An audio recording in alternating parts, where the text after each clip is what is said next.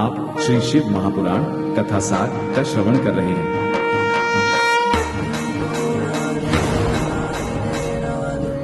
महात्म्य।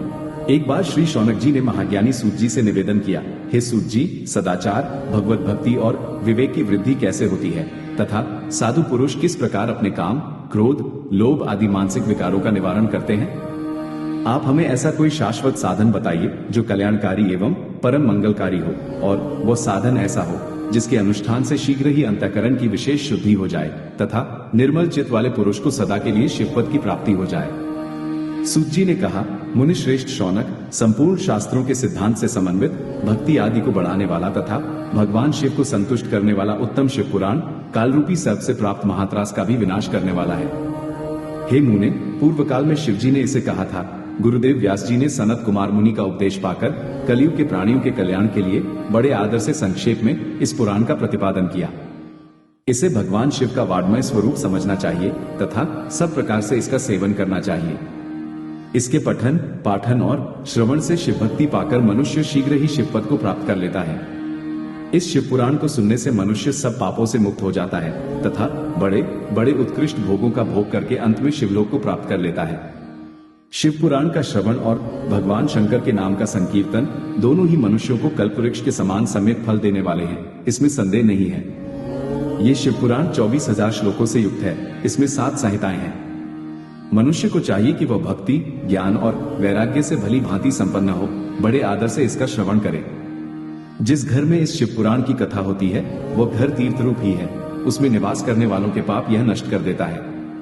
सूत जी शिव पुराण की महिमा का वर्णन करते हुए पुराने इतिहास का उदाहरण प्रस्तुत करते हैं। पहला उदाहरण देवराज नाम के एक ब्राह्मण का है जो वेश्यागामी एवं दुष्ट था, तथा दूसरा उदाहरण चंचला नाम की एक स्त्री एवं बिंदुक नाम के उसके पति का है।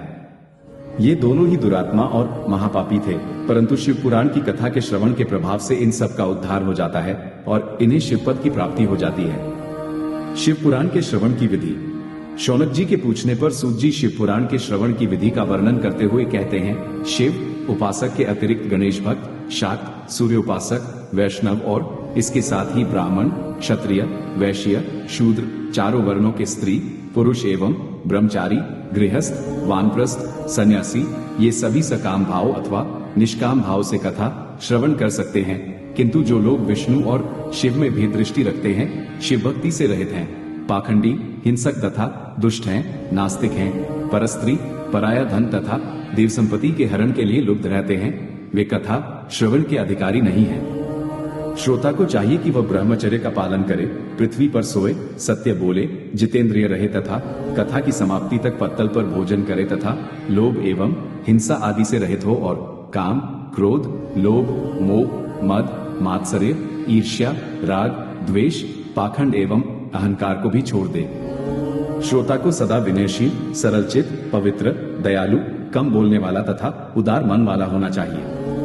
कथावाचक के लिए संयमी, शास्त्रज्ञ, शिव आराधना में तत्पर, दयालु, निर्लोभी, दक्ष, धैर्यशाली तथा वक्तृत्व शक्ति से संपन्न होना उत्तम माना गया है। व्यास के आसन पर बैठा हुआ कथावाचक ब्राह्मण जब तक कथा समाप्त न हो जाए तब तक किसी को प्रणाम न करे। इस तरह विधि विधान का पालन करने पर श्री संपन्न शिव पुराण संपूर्ण फल को देने वाला तथा भोग एवं मोक्ष का दाता होता है।